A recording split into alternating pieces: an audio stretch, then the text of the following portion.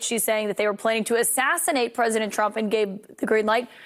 This is like projection and spin on crack or something.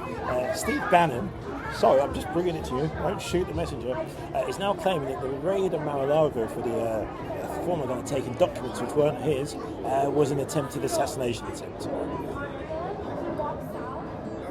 I've got nothing. Just everything. No, picking the lots in the room and no. They're all, but no, there's one lead and this is it. They actually got authority for use of deadly force and they had plans for casualties. They brought a medic. They had plans for casualties. They had a trauma center set up and they had a map to the trauma center. That's all part of a component of one thing, I take it, Julie Kelly? Correct. This is part of the plan to conduct the 9-hour raid, armed raid of Mar-a-Lago. And I know some other people are extrapolating that this was a plan to harm the former president or someone at Mar-a-Lago, staff, God forbid his family. I'm not so sure that that is where this leads. But it's not hard to I think it. By the way, hang on. Why? When you use a deadly force against a former president of the United States who just had an election stolen from him yesterday, year before. Hang on for 1 second. The attempted assassination of President Donald J. Trump. Is it not? Is it not? Is it not? I wanted to ask y'all about it because this isn't the classified documents case that Trump is dealing with. He is now coming out and saying on Truth Social, Ellie, that Joe Biden's DOJ authorized the FBI to use deadly lethal force against me. Marjorie Taylor Greene is taking it. She's saying that they were planning to assassinate President Trump and gave the green light. I won't even mention that Trump's attorneys are arguing to the Supreme Court right now that technically the president has that authority. But obviously, that's not true. The FBI had to put out a statement today saying this is standard procedure, that the FBI always has lethal force. They showed up to Mar-a-Lago knowing Donald Trump wasn't there. They didn't show up at 6 o'clock in the morning. They didn't come, with the lights flashing and the guns blazing. It was a very chill scene for a scene where they were showing up to find classified documents. This is ridiculous. There's nothing to see here. And I looked even at what specifically they're talking about. If you look at the search warrant documentation, there is a standard form. It's page 11 of the sheet. And it gives the FBI and the generally acknowledged standard for use of lethal force. It says, essentially, you can only fire your weapon, you can only use lethal force if there is imminent danger of death or serious bodily injury to somebody else. If you see somebody else about to shoot somebody, about to stab somebody. It is, if anything, a very tight limit on when you can use lethal force. Almost never. It appears in every search warrant, every operational plan, ops plan. There is nothing to this. The notion that there's something dangerous, wrong, I'm hesitant to even dignify the assassination talk by even mentioning it, but completely out of line.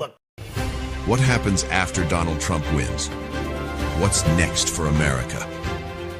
The economy. How much speed is this guy rolling? You get my drift? And he's going on about other people taking DRUG tests? It's so interesting because in the one aspect, he's in the courtroom and talking about what he sees as a travesty of this court proceeding. And then he goes uptown to the Bronx. He says, I want to win New York. I mean, I love this city and I love this state. It's a fascinating contrast. Well, it absolutely is. And it just shows you how out of touch the prosecution is with the American people and the Biden administration are with the American people right now. Because you can see no matter where he goes, even to these traditionally blue Democrat areas, people love President Trump. They're supporting him. People are coming out actively telling him that they didn't vote for him last time and they weren't planning to vote for him this time. But based on what's happening, they will absolutely vote for him this time because this is wrong. I don't know if you have a calculator to hand, but I can tell you this much. The former guy, Don Shitsy Pants, has actually spent more time talking about his ex-girlfriend or something. More time talking about Kim Jong-un than he has his own wife, Melania. Outside court on Monday, it was some type of Shakespearean romantic scene going on. When they have North Korea's getting frisky, and I get along with him very well, but the current administration, they don't even know his name. We have a lot of things to solve. Ms. Gaspar Ingraham has brought out, has highlighted a whole new side of former guy. Were you aware that this guy is a compassionate, caring... That's what she said. And I was thinking about this today. Trump's compassion is really in his policies that ended up making your country more secure and put more money in your pocket. And plus, he could be a stand-up comedian. Somewhere deep in the bowels of the same type of garbage that comes out of Diddy's mouth, just shite, the Republican Party do have an advisor telling Lara Trump what to say when in front of a camera. It's the same type of nonsense people talk about on election time. People have a lot of questions. Well, we have some questions about Don Trump Jr.'s nose, since we're on the subject. Oh yeah, that's your brother-in-law. Who knows? Maybe she has an answer. Will he actually demand the drug test, and will he get it? And if he doesn't, will he do the debate? Well, I don't think it's an outrageous request at all. You know, people across this country, Eric, have a lot of questions about what is going on with Joe Biden. Why do you seem to see two very different versions of him in very rapid succession from time to time? We have a lot of questions that need to be answered. And you think about all of the charges and accusations over the years that they've leveled at Donald Trump. He's had to defend himself multiple times on multiple occasions and for multiple different things.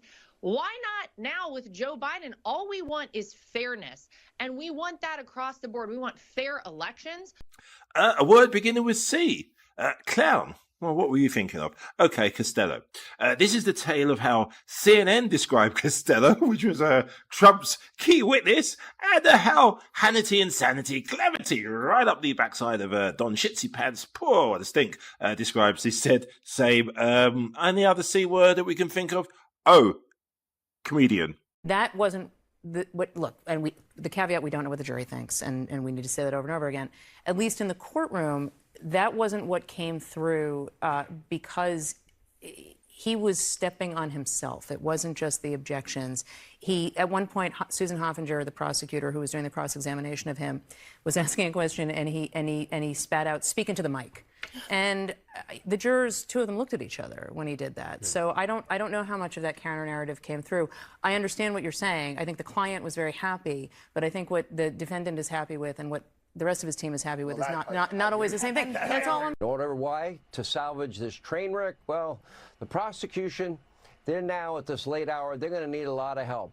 But lucky for them, they have Judge Juan Merchan, a compromised Biden donor who is blatantly, abusively against all things Donald Trump. And today, as Trump's defense began to present their case, Juan Merchan, he appeared ready, willing, and able to give Bragg a helping hand. He knows probably deep in his heart this is falling apart, and he's trying to salvage this failing trial. At one point, Judge Merchan exploded on Robert Costello, a guy with impeccable credentials, while trying to limit the scope of his testimony. Even threatened to remove him from the courtroom for rolling his eyes and questioned, "Are you staring me down?" Really? 911, what's your emergency? Oh yeah, I've got a man who's been banned from going anywhere near children's charities in New York because, pilfering, helping himself. Currently, I don't know, having a bit of a nightmare, bit of a breakdown on cable news. Yes, desperately trying to be relevant and important. You can't do anything about it. It's a shame. He's about to have one of the biggest rallies in New York history. You saw what happened in Wildwood, New Jersey last week. And they can't handle it, so they employ crooked judges, and they will not let him out of this case, even though it would have ended day one, second one, for any other person who didn't have the last name Trump. And you can't shop at CVS because everything's locked behind plexiglass because there's so much shoplifting. No one believes this. This is legal lawfare. I'm just thinking, how does it work when Eric Trump does the school run, goes to pick his kids up?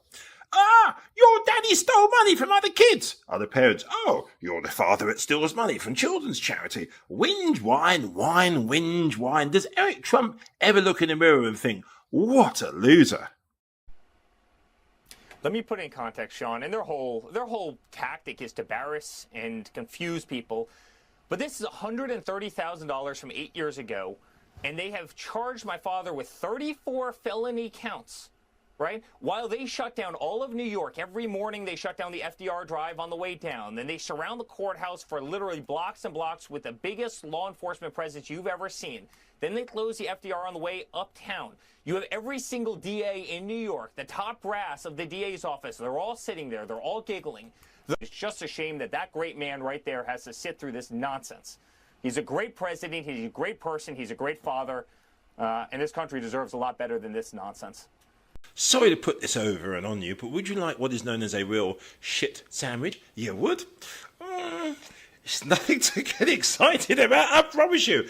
Lily Yabba Dabba Doo and Alan Underpants, two esteemed lawyers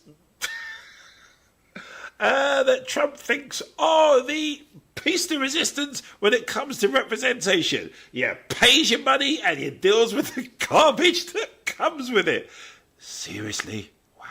I want to get your perspective watching this Adam Schiff show unfold today, Lelina. Yeah, that's a great way to refer to it, Sean. It is a show. It's a Biden show trial, that's for sure. If you look at the audience that's sitting there, if you look at the lack of evidence, and you look at how they are literally floundering because they have no case and it's coming out.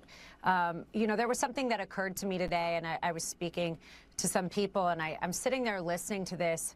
And I think the American people need to remember something, Sean. We just wrapped up a fraud case with Letitia James about books and records, about statements of financial condition that were undervalued.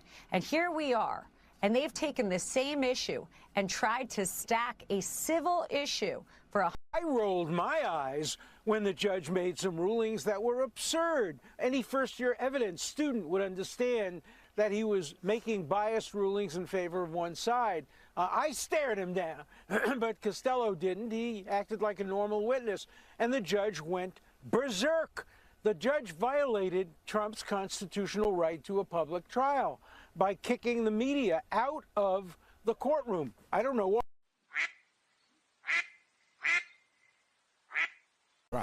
And for the first time, a large group of protesters converged on the courthouse, and they tried to drown out a news conference of Trump supporters.